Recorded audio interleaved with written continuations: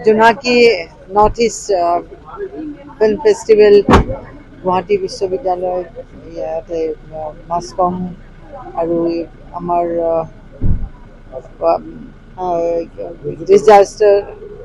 Disaster management অথৰিটিয়ে যিটো এটা initiative লৈ পেলাই এটা থিম লৈছে যে ক্লাইমেটিক চেঞ্জেছ আৰু এই ডিজাষ্টাৰ এইবিলাকৰ কেনেকৈ প্ৰিভেণ্ট কৰিব পাৰি, কেনেকৈ তাৰ ৰিজন উলিয়াব পাৰি, কেনেকৈ এইটো মেক্সিমাম স্প্ৰেড কৰিব পাৰি, এইটোৰ দ্য বেষ্ট মাধ্যম হ'ল cinema because it's very strongest medium to express the any meaning.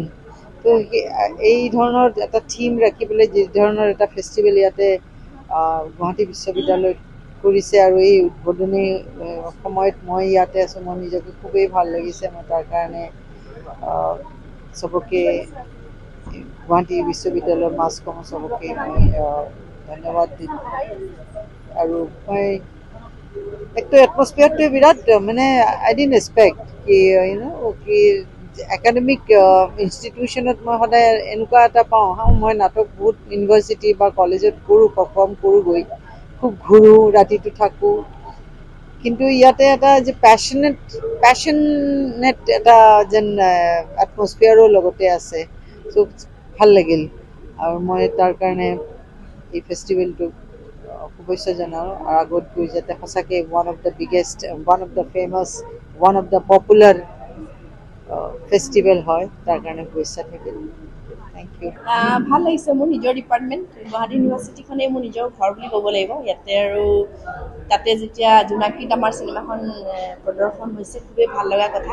আৰু চিনেমাখনে আমাৰ যোৱা 17 সংখ্যক ৰাষ্ট্ৰীয় বঁটা আমাৰ তিৱা চিনেমাৰ কাৰণে চিনেমাখনে পাইছিলে, গতিকে সেইটো এটা খুব ভাল লগা। তেখেতসকলৰ এক্টৰ আহিছে আৰু চিনেমাখন এটা মানে খুব সঁচা কাহিনী আৰু তেওঁলোকৰ যি গাঁৱৰ একদম ভিতৰৰ মানুহখিনিৰ যিটো শিক্ষাৰ কাৰণে তেখেতসকলৰ যিটো জীৱনৰ মানে শিক্ষাৰ পোহৰ বিচাৰে এজন শিক্ষকে কেনেকৈ মানে শিক্ষা দিবৰ কাৰণে যিটো মানে অহোপুৰুষাৰ্থ যিটো চেষ্টা বুলি কয় টিচাৰ এজনৰ, চ' সেই গোটেই কাহিনীটো তেনেকুৱাই আছিলে আৰু ভাল লাগিছে আচলতে আজি নিজৰ শিক্ষানুষ্ঠানত এই চিনেমাখন প্ৰদৰ্শন কৰিবলৈ পাই।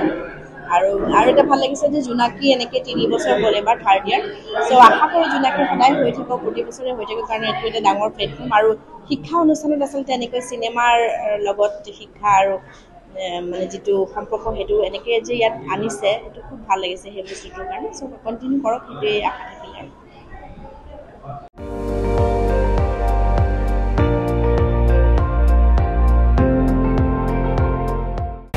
আপুনি চাই আছে ND24, সৰ্বশ্ৰেষ্ঠ নহয় সৰ্বোত্তমৰ দৌৰা।